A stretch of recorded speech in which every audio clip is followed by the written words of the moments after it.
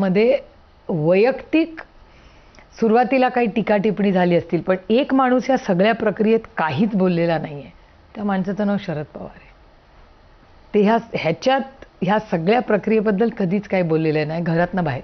आमच्या टीमनं मला आता जस्ट दादांची जी मुलाखत आज झाली त्याच्यातले 2 महत्वाचे पॉइंटर्स पाठवले, तर ते पॉइंटर्स मी हायलाइट करते. मी पाहिलेला नाही हा इंटरव्ह्यू, मी तुम्हाला म्हणून तुमच्यावर विश्वास ठेवते मी, म्हणून मी तुम्हाला पॉइंटर्स सांगते. एक, त्याच्याबद्दल तुम्ही हलकं बोललेलाच आहात की दोन्ही राष्ट्रवादी एकत्र येण्याबाबत. तर कार्यकर्ते समाधानी आहेत, म्हणजे आता जी युती झाली आहे पुण्यात आणि पिंपरी चिंचवडमध्ये, त्यामुळे कार्यकर्ते समाधानी आहेत आणि राजकारणात कुणीही कोणाचा कायमस्वरूपी शत्रू नसतो आणि मित्र नसतो, हे स्पष्ट वाक्य जे मीही ऐकलेले आता सकाळी येताना मुलाखतीमध्ये. आणि politics makes strange bed fellows हे तर 100 वर्ष आपण वाचत आलोय.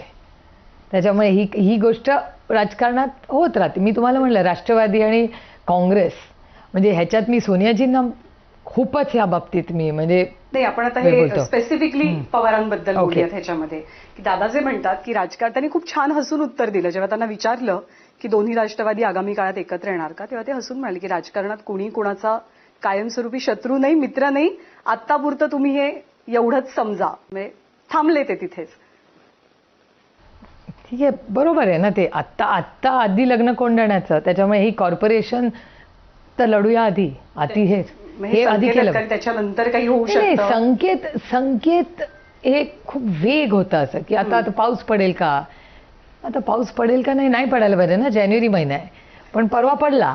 सकाळी मी वॉकला गेले तेव्हा. त्यामुळे ह्या खूप पॉलिटिक्सच्या हायपोथेटिकल गोष्टी आहेत. मला असं वाटतं हा फोकस हा आम्ही काय करणार ह्याच्यावर, आम्ही राज्यासाठी काय करणार ह्याची अकाउंटेबिलिटी कुठेतरी कॅप झाली पाहिजे. या निवडणुकीमध्ये तो एक हायलायटर बघायला मिळतो आहे की एखाद्या नेत्याच्या त्या टेरिटरीमध्ये जाऊन त्या नेत्याबद्दल काहीतरी बोलणं, जे लातूरमध्ये पण झालं. रवींद्र चव्हाणांनी विलासरावांबद्दल एक विधान केलं, ज्याबद्दल अर्थात मुख्यमंत्र्यांनी लगेच दिलगिरी सुद्धा व्यक्त केली. लोकसभेच्या बाबतीमध्ये ते पवार साहेबांसोबत सुद्धा झालेलं होतं. तर ह्याची गरज का पडते सध्या, किंवा हे गरजेचं आहे का हे असं करणं?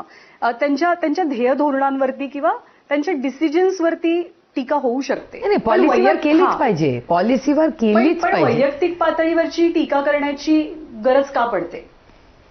मुद्दे नसल्यामुळे असेल कदाचित, पण हे दुर्दैवी आहे जी काय झालं. आणि मला वाटतं भारतीय जनता पक्षाच्या अध्यक्षांनी पण दिलगिरी व्यक्त केली, पण रितेशनी जो व्हिडिओ टाकला तो माझ्या मनाला फार भावला. कारण खूप कमी शब्दात त्यांनी त्याच्या वडिलांबद्दल जे त्याचं मत मांडलं, त्याचं खरंच मी रितेशचं कितीही कौतुक केलं तरी कमीच आहे. आणि मला असं वाटतं काही गोष्टी आयुष्यात आर ऑफ नो कॉम्प्रोमाइज.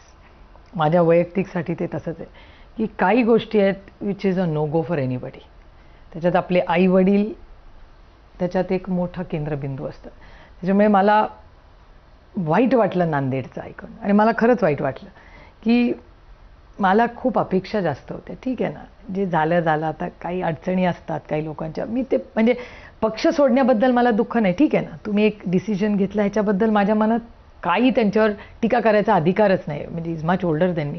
मी कुठल्या तोंडाने ह्या राज्याचे मुख्यमंत्री वडील राहिले, ते राहिले, त्यामुळे मी बोलूच शकत नाही. पण मला अस्वस्थ एवढ्यासाठीच वाटलं की ती टीका त्यांच्यापुरेच सीमित नव्हती. 70 वर्षात काँग्रेसने नाही काही केलं, हे जरा जास्त झालं नांदेडच्या बाबतीत. आणि लातूरच्या बाबतीत तर इट इज ॲब्सोल्युटली म्हणजे हे चुकीचंच होतं. आणि त्या व्यासपीठावर त्यांचा मुलगा तरी नव्हता. त्याच्यामुळे मला नांदेडचं जास्ती अस्वस्थ करणार होतं. निवडणुका महापालिकेच्या आहेत, पण राज्यात एक विषयाचा चर्चेत आहे जो तुमच्या थेट कुटुंबाशी निगडीत आहे. तो MCAच्या निवडणुकांचा विषय आहे की रोहित पवारांनी त्यांच्या सगळ्या सोयऱ्यांना आजीवन सदस्यत्व बहाल केलं, आणि त्यात अर्थात रेवतीचं पण नाव आहे, अन्य नावं आहेत पवार कुटुंबातली, मगर कुटुंबातली.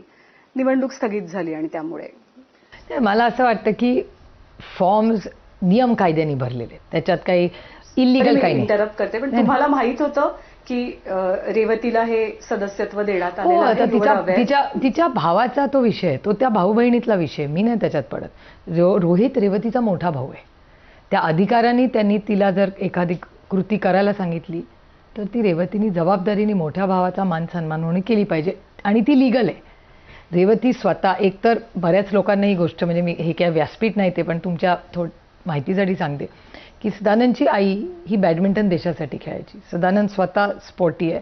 माझा मुलगा बास्केटबॉल देशासाठी खेळतो, परदेशात खेळतो. आत्ता पण तो थायलंडला खेळायलाच गेला आहे 1.5 महिना. त्याच्यामुळे आमची फॅमिली बाय नेचर स्पोर्टी आहे. आणि हे पवारांकडून नाही, सुळेंकडून, म्हणजे BR सुळे सदानंदचे वडील हे स्वतः टेनिस खेळायचे आणि त्याच्यामुळे बऱ्याच क्लब्सला त्यांची मेंबरशिप आहे. त्याच्यामुळे त्यांच्या लेकाला म्हणजे सदानंदला मिळाली आणि त्याच्यामुळे त्यांच्या नातवंडांना मिळाली. त्याच्यात शरद पवार सुप्रिया सुळेचा काही संबंध नाही.